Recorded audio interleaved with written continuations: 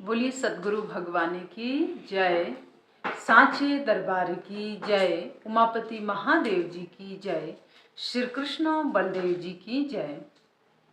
प्रिय भगवत प्रेमियों, हम सब बहुत ही सौभाग्यशाली हैं कि गुरुदेव के चरणों में बैठने का अवसर प्राप्त होता है, उनके विचारों को सुनने का जो मौका मिलता है, उनकी कथा के रसपान करने का सुंदर अवसर मिलता है। इससे बड़ा सौभाग्य और मैं क्या समझूं।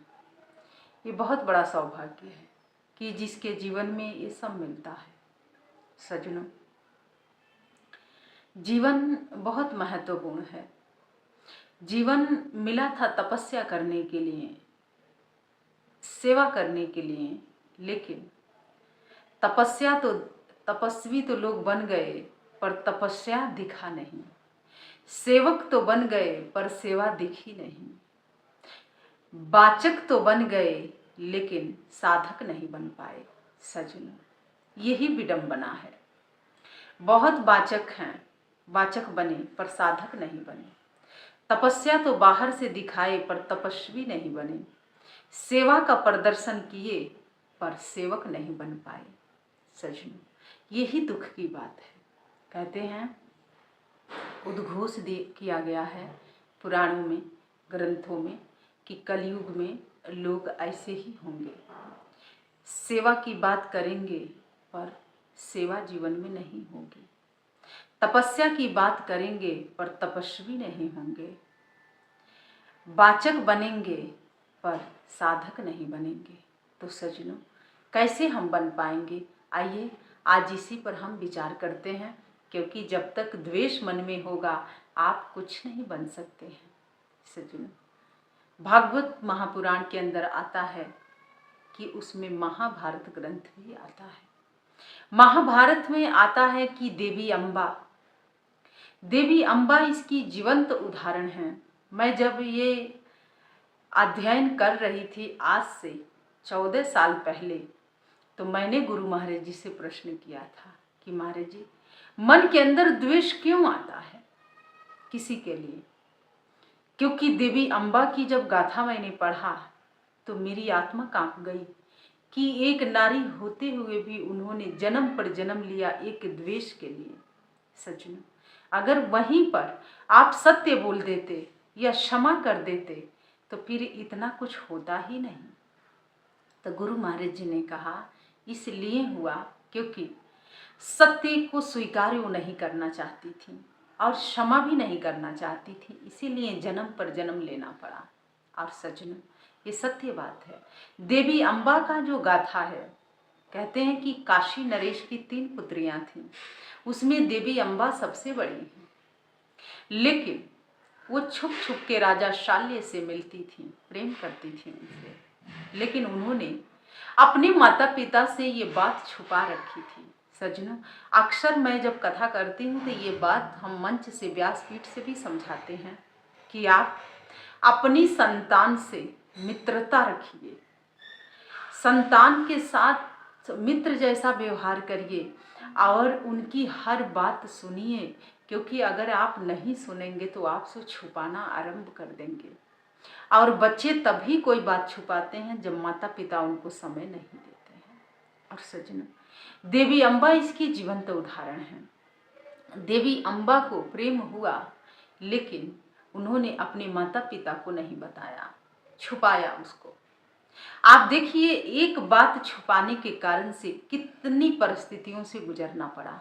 सज्जनों, इसीलिए सत्य को स्वीकार कर लेना ही जीत होती है।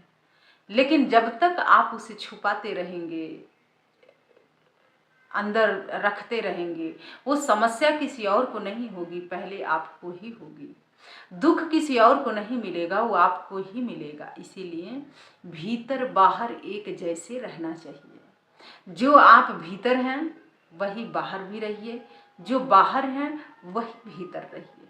और सज्जनों, देवी अम्बा छुप छुप के प्रेम करती थी। प्रेम करना गलत नहीं है, लेकिन बता देना उचित होता है। लेकिन उन्होंने बताया नहीं।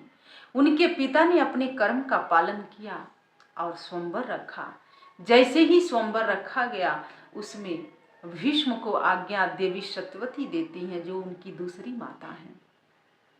भीष्म आते हैं, अपने भाई विचित्रवीर के लिए इन तीनों कन्याओं को जीत के ले जाते हैं, राजा शाल्य से उनको पराजित करते हैं। अगर देवी अम्बा वहां पर भी कह दे ये होती कि हे भीष्म, मैं राजा शाल्य से प्रेम करती हूँ और मैं उन्हें अपना पति मान चुकी हूँ, तो बात वहां पर भी बन गई होती। लेकिन सज्जनों, उन्होंने ऐसा नहीं किया। लेकिन जब वो हस्तिनापुर गई, जब वहां जब जाती हैं, तब उन्होंने सत्य को कहा कि मैं राजा शाल्य से प्रेम करती हूँ और मैं उन्हें अपने पति के रूप में स्वीकार कर चुकी। जो भीष्म हैं वो भगवान के अनुरागी हैं, प्रेमी हैं, परशुराम जी जिनके गुरु हैं। और उन्होंने जैसे सुना, उन्होंने कहा कि हे देवी, आपके साथ अन्याय नहीं होगा, आप राजा शाल्य के पास जा सकती हैं, आप मुक्त हैं, आप चली जाइए। और उन्होंने आज्ञा दे दी। और देवी अम्बा जब जाती हैं तो वहां पर उनका अपमान हुआ। और देवी अम्बा को यह लगा कि मेरे इस अपमान के कारण जो कारण है वो पितामह है, भीष्म है, और मैं उससे प्रतिशोध लूंगी। सजना, जब जब भी जिसने प्रतिशोध की भावना रखा, उसका जीवन कठिनाइयों में घिर गया, परिस्थितियों से भर गया उसका जीवन। इसीलिए सज्जनों, प्रतिशोध नहीं रखना चाहिए, क्षमा कर देना चाहिए और सत्य बोलना चाहिए। असत्य का आचरण कभी नहीं करना चाहिए। अगर आप सत्य बोलते हैं, सत्यनिष्ठ हैं, तो भगवान भी आपसे प्रसन्न रहते हैं, भगवान भी आपका साथ देंगे। अगर आप झूठ बोलते हैं, असत्य बोलते हैं, तो भगवान भी आपका साथ छोड़ देते हैं। और सज्जनों, इधर देवी अम्बा ने कहा कि अब मैं तपस्या करूंगी और मैं जन्म पर जन्म लूंगी, लेकिन भीष्म के मृत्यु के कारण बनूंगी। सज्जनों, आप देखिए, बात इतनी सी थी, लेकिन वो बात इतनी बढ़ गई कि आज देवी अम्बा के जो तपस्या है, मैं तो जब इस गाथा को अध्ययन कर रही थी तो मैंने सोचा कि जिसने इतनी भीषण तपस्या किया, चाहती तो भगवान में एकाकार हो गई होती, भगवान स्वरूप हो गई होती, मोक्ष मिल गया होता, सीधे भगवान के वैकुंठ धाम चली गई होती। लेकिन नहीं, उन्होंने तपस्या किया अपने आप को। जैसे आपने सुना होगा, पार्वती ने बिना कुछ खाए पिए तपस्या की, तो उनकी तपस्या तो सार्थक हुई। भगवान शिव को, जो सन्यासी थे, जो वैरागी थे, उन्होंने उनको गृहस्थ आश्रम में प्रवेश करवा दिया और अपनी गृहस्थी बसाई। लेकिन देवी अम्बा की जो तपस्या थी वो विनाश के कारण बना। तो सज्जनों, इसीलिए तपस्या करने में भी अंतर होता है। पार्वती जी ने भी एक पत्ता खाया, हवा पिया, लेकिन देवी अम्बा भी आज नदी में बैठ के, जल के अंदर बैठ के उन्होंने भीषण तपस्या की। अपना मुख खोल के सिर्फ महीने में एक बार हवा का पान करती थी, हवा को स्वीकार करती थी और फिर अपना मुख बंद कर लेती थी, नेत्र बंद कर लेती थी। सजनों, ऐसा भीषण तपस्या करके एक दिन देवी गंगा उनके समक्ष प्रकट हुई और कहने लगी कि हे अम्बा, मैं तुमसे बहुत प्रसन्न हूँ, क्योंकि तुमने भीषण तपस्या किया है और तुम जो मांगोगी वो मैं तुम्हें दे सकती हूँ। देवी अम्बा ने कहा कि हे गंगा, मैं तुमसे ये मांग रही हूँ कि मैं भीष्म के मृत्यु के कारण बनूं। देवी गंगा के पुत्र भीष्म हैं और देवी गंगा ने कहा कि हे अम्बा, तूने बहुत गलत किया, क्योंकि कोई भी माता अपने पुत्र के मृत्यु के कारण नहीं बन सकती है। इसीलिए मैं तुझे श्राप देती हूँ कि तू नदी बनेगी, लेकिन वो नदी किसी के कार्य में नहीं आएगी और नदी होने के बाद भी तू टेढ़ी मेढ़ी रहेगी और सिर्फ बरसात में तेरा जल भरेगा, लेकिन ये जल किसी के प्यास बुझाने के काम में नहीं आ सकता है। सजनों, देवी अम्बा ने नदी का रूप लिया। उसके बाद उनका तीसरा जन्म हुआ और जब तीसरा जन्म हुआ तो इधर जो राजा द्रुपद हैं और उनकी धर्म पत्नी जो हैं, भगवान शिव की बहुत बड़ी आराधना उन लोगों ने किया और भगवान शिव से उन्होंने कहा कि मुझे ऐसा पुत्र चाहिए, ऐसी संतान चाहिए जो कुल की कीर्ति को बढ़ाए। भगवान शिव ने कहा कि पुत्र तो मिलेगा, लेकिन समय आने पर वो पुत्र बनेगा, उससे पहले वो पुत्र नहीं बन सकता, पुरुष नहीं बनेगा। सच में कुछ समय के बाद देवी अम्बा द्रुपद के घर में कन्या के रूप में उन्होंने जन्म लिया। और जैसे ही उन्होंने जन्म लिया कन्या के रूप में, तो जो राजा द्रुपद हैं और उनकी जो पत्नी हैं, अपनी कन्या को उन लोगों ने कन्या नहीं बताया। उन्होंने कहा कि मेरे घर में एक राजकुमार ने जन्म लिया है, पुत्र ने जन्म लिया, और पुत्र के तरह उनका संस्कार किया गया। समय आने पर यज्ञोपवीत करवाया गया, सब कुछ विधि विधान से किया गया, क्योंकि सब कुछ झूठा हो सकता है लेकिन भगवान शिव की बात तो कभी झूठी नहीं हो सकती है। भगवान शिव ने कहा था कि समय आने पर ये पुरुष बनेगा, अर्थात पुत्र होगा, पुत्र है, तो इसीलिए वो कन्या को पुत्र ही कह रहे थे, राजकुमार ही कह रहे थे वो। और सज्जनों, इधर दास दासियां इतने लोग थे लेकिन किसी को पता नहीं चला कि ये राजकुमारी नहीं राजकुमार हैं।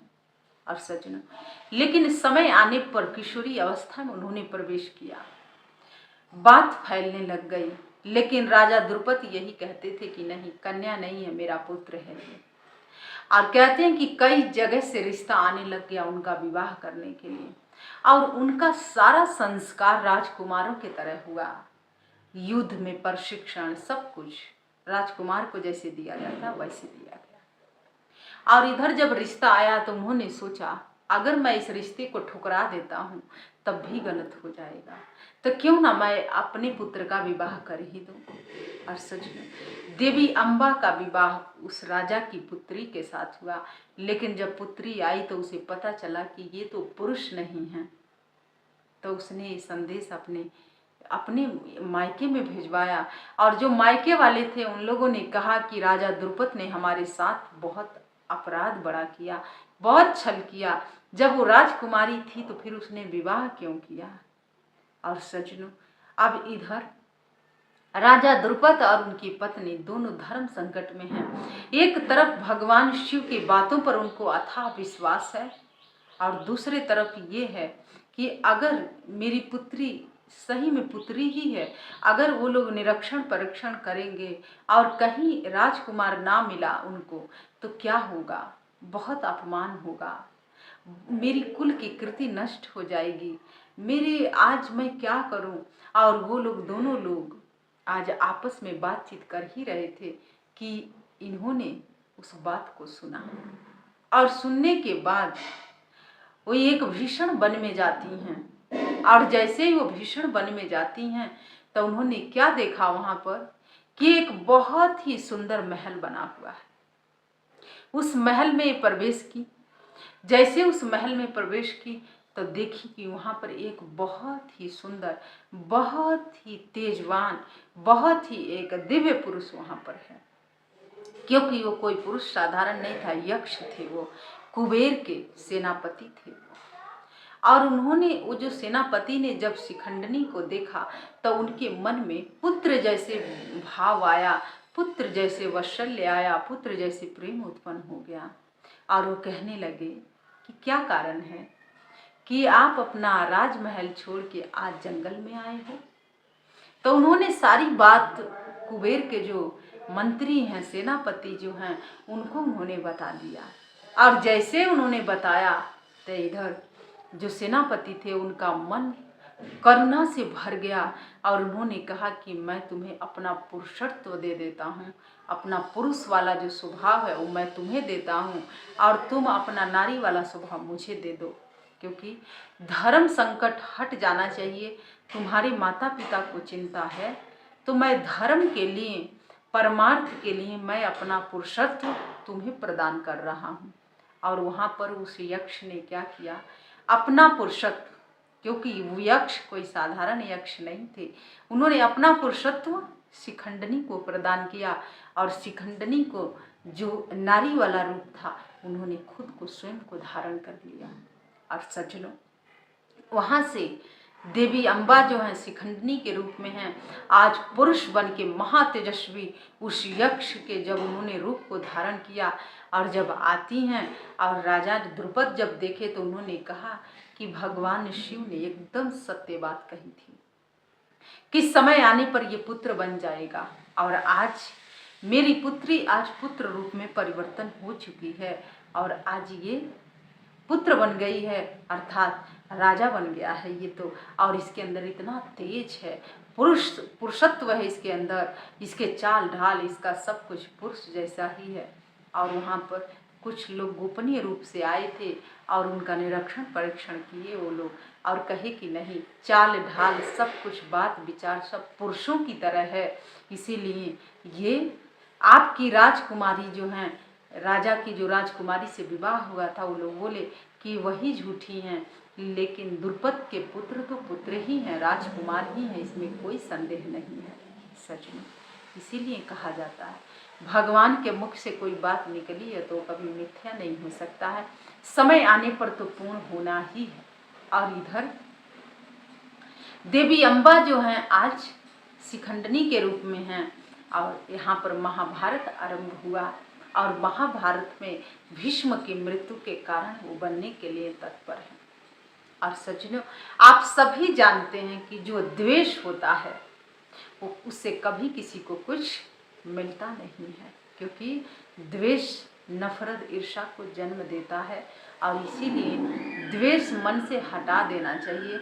मन में जब तक द्वेष है आप कहीं के नहीं रहेंगे। देवी अम्बा ने 3 जन्म लिया, लेकिन मिला क्या?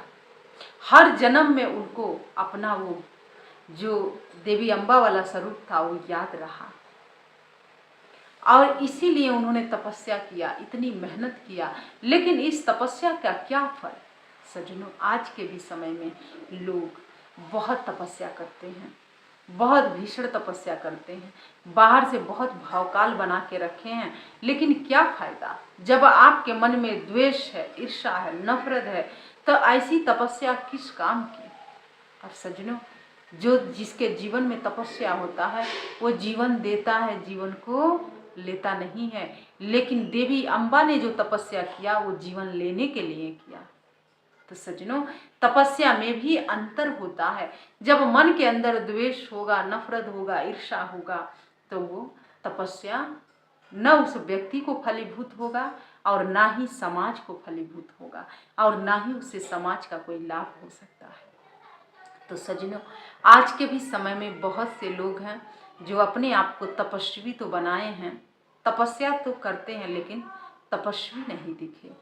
तपस्वी वह होता है जो जिसका मन तपस्या में लीन है, तो फिर उसका मन तो कभी कहीं जा ही नहीं सकता है। उसके अंदर कभी किंतु परंतु नहीं आएगा, कभी सुख और दुख नहीं आ सकता है, क्योंकि कुछ भी उसका न अपना है न कुछ है, न किसी बनने से कोई डर है, न किसी बिगड़ने से कोई डर है, न मान अपमान, सब से वो परे होता है। ये तपस्वी का जीवन होता है सज्जनों। लेकिन आज के समय में बहुत ऐसे लोग हैं, कहते हैं कि हम तपस्वी हैं, लेकिन मान अपमान का बड़ा संभाल के रखे हैं।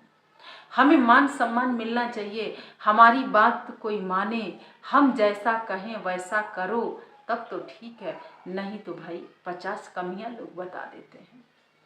तो सज्जनों, आप तपस्वी नहीं हैं, क्योंकि देवी अम्बा ने भी तपस्या किया था, लेकिन मन में द्वेष रख के किया था। इसीलिए कहीं आप देवी अम्बा की तरह तो नहीं हैं, क्योंकि आप अगर आपने तपस्या किया है तो आपके मन में द्वेष नहीं होना चाहिए, ईर्ष्या नहीं होनी चाहिए, नफरत नहीं होना चाहिए। और बहुत से लोग हैं आज कहते हैं कि हमने क्या किया, हम तो कुछ किए ही नहीं हैं।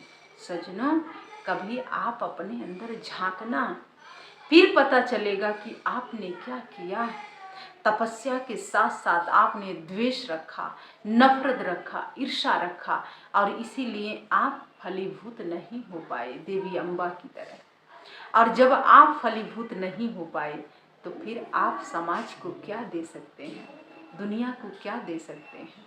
जो स्वयं को नहीं बदल पाया वो दूसरों को कैसे बदल पाएगा सच में। इसीलिए साधना है, तपस्या है, कुछ भी है, पहले स्वयं को बदलो फिर दूसरों को बदलो। लेकिन यहाँ पर तो लोग बाहर से बहुत भावकाल बना के घूम रहे हैं, लेकिन अंदर से दूसरे को छलने में, ठगने में उनका मन सदा लीन रहता है। तो सज्जनों, ये तपस्वी का जीवन नहीं होता है। और जब भीष्म पितामह महाभारत के युद्ध में उस कुरुक्षेत्र के भूमि पर जब आते हैं, तब उन्होंने कहा कि जैसे देवी अम्बा आएंगी मैं अपना अस्त्र शस्त्र छोड़ दूंगा। वहाँ पर बहुत ऐसे महारथी थे, उन लोगों ने कहा कि वो देवी अम्बा नहीं है, वो तो शिखंडनी है। तो भीष्म ने कहा कि नहीं, मैं जानता हूँ वो देवी अम्बा ही हैं, 3 जन्म ले चुकी हैं और मेरे मृत्यु के कारण बनना चाहती हैं। तो चाहे वो किसी भी जन्म में कोई भी रूप धारण करें, लेकिन हैं तो देवी अम्बा ही। और मैं सत्पुरुष हूँ, मैं कभी झूठ नहीं बोला हूँ। और मैंने ये वचन दिया था कि जिस दिन आप मेरे समक्ष आएंगी मैं अपना अस्त्र शस्त्रों का त्याग कर दूंगा। और आज वो समय आ गया है। सज्जनों, भीष्म ने क्या किया, अपने अस्त्र शस्त्रों का त्याग कर दिया और देवी अम्बा ने उनके मृत्यु का वरण करती हैं, उनके मृत्यु के कारण बनती हैं। तो सज्जनों, क्या ये तपस्या ये दे सकता है? नहीं। तपस्या, भक्ति दूसरों को जीवन देता है, जीवन लेता नहीं है। तो सज्जनों, आज भी समाज में ऐसे बहुत से लोग हैं जो दूसरों का हानि करना चाहते हैं, हानि पहुंचाते हैं, छल कपट करते हैं, धोखा देते हैं, परपंच रचते हैं।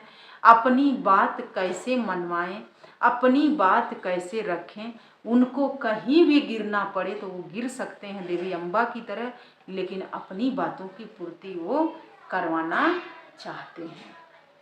पर सज्जनों, ऐसा नहीं होता है। जो भक्ति है, भक्त है, तपस्या है, वो समाज को सुख देता है, शांति देता है, द्वेष नहीं देता है, ईर्ष्या नहीं देता है, नफरत नहीं देता है। और सज्जनों, मैं आज आपको स्पष्ट कहना चाहूँगी कि जहाँ पर द्वेष है, जहाँ पर ईर्ष्या है, जहाँ पर नफरत है, वहाँ पर भगवान कभी आ ही नहीं सकते हैं। देवी अम्बा ने 3 जन्म लिया, लेकिन इस 3 जन्म में उनके मन में प्रतिशोध की भावना थी, क्षमा का भाव नहीं था, द्वेष था, ईर्ष्या था, नफरत था, क्रोध था। तो उस क्रोध से क्या मिला उनको? कुछ भी नहीं, रिक्त हाथ रह गई। भीषण तपस्या उन्होंने किया, लेकिन मिला क्या? कुछ भी नहीं। तो सज्जनों, इसीलिए आप भी कुछ करने से पहले विचार अवश्य करिएगा कि कहीं मन में द्वेष तो नहीं है, ईर्ष्या तो नहीं है, किसी के साथ हम विश्वासघात तो नहीं करने जा रहे हैं।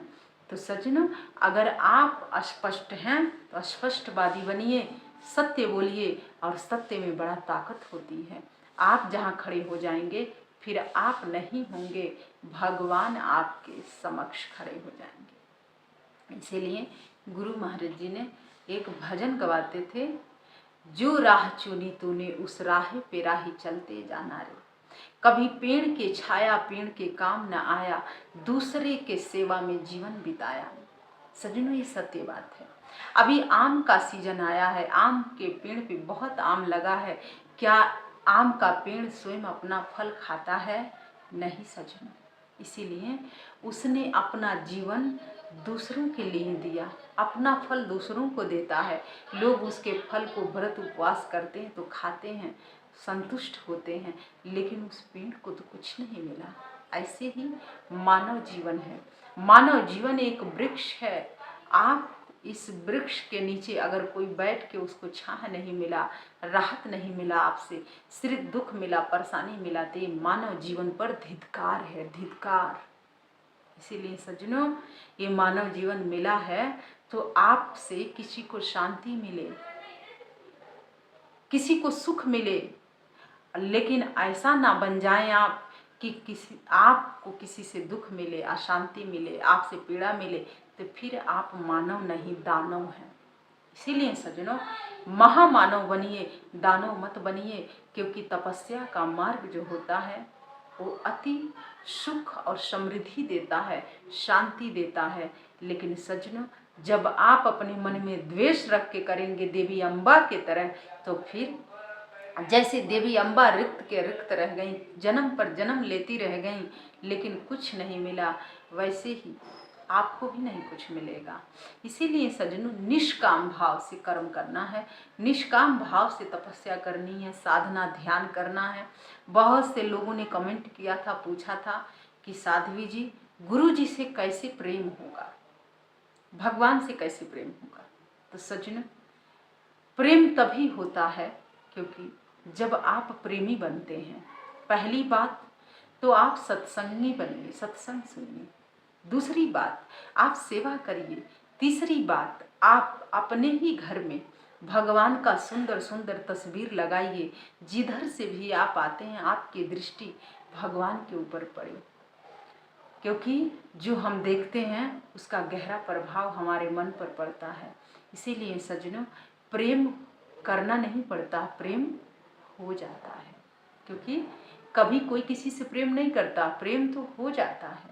इसीलिए हम आपको नहीं बता सकते हैं कि कैसे प्रेम होता है, क्योंकि हम भी नहीं जान पाए कि हमें कब प्रेम गुरु महाराज जी से हो गया, हम भी नहीं जानते।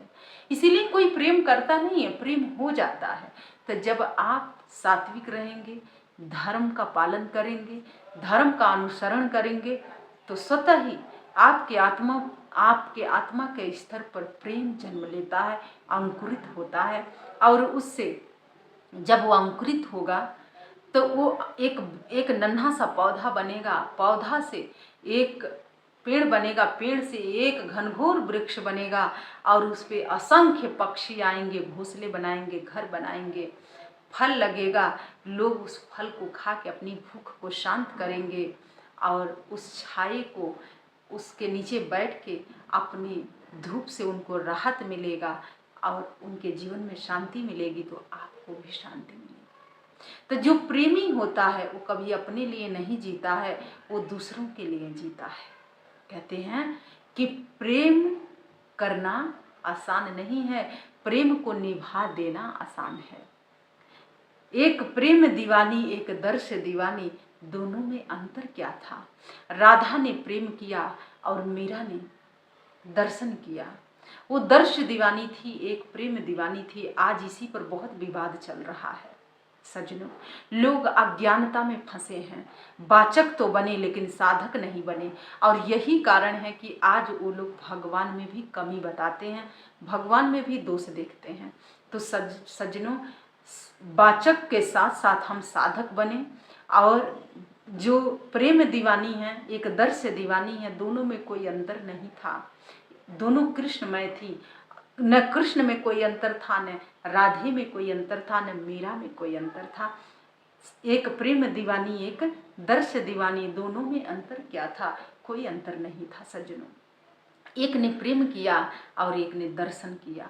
एक दर्शन की अभिलाषी थी, हर क्षण भगवान का दर्शन करती थी, और एक ने प्रेम किया, प्रेम में सब कुछ बलिदान दे दिया, सब कुछ गंवा दिया, सब कुछ मिटा दिया। प्रेम ये होता है, जहाँ कोई मांग नहीं, जहाँ कोई चाह नहीं, जहाँ कोई कीमत नहीं, जहाँ कोई शब्द नहीं, वहाँ पर वो प्रेम होता है। और राधे ने कृष्ण से प्रेम किया, तो इसीलिए राधे कृष्ण के नाम से आज लोग जाने जाते हैं। इसीलिए सज्जनों, पहले नाम राधे के आता है, फिर कृष्ण के आता है। पहले श्यामा के आता है, फिर श्याम का आता है। पहले सीता के आता है, फिर राम के आता है। सज्जनों, ये प्रेम की पराकाष्ठा थी, इसमें आप कमी मत निकालिए, क्योंकि भगवान में और राधे जी में कोई भेद नहीं था, वो दोनों एक ही थे, दो नहीं थे, एक थे।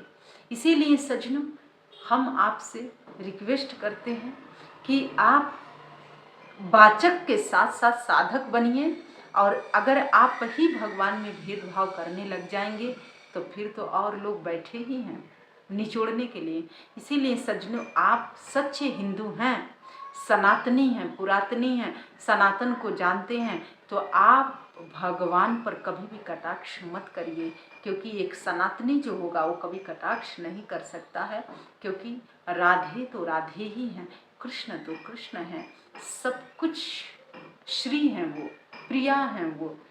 सज्जनों, जिस भी शब्दों में हम बताएं वो शब्द कम हैं।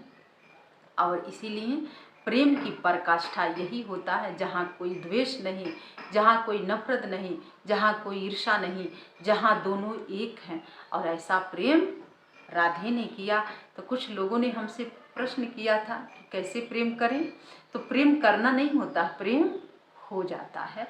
आप उस योग्य बनिए, आप अनुराग रखिए भगवान के चरणों में, अपने आप राधा का स्वरूप आपके अंदर आ जाएगा, माता सीता का स्वरूप आपके अंदर आ जाएगा, मीराबाई का स्वरूप आपके अंदर आ जाएगा और भगवान से प्रेम हो जाएगा, नारायण से प्रेम होगा, भगवान हरि से प्रेम होगा, हरिमय आप हो जाएंगे, कृष्णमय आप हो जाएंगे, राधामय हो जाएंगे, मीरामय हो जाएंगे।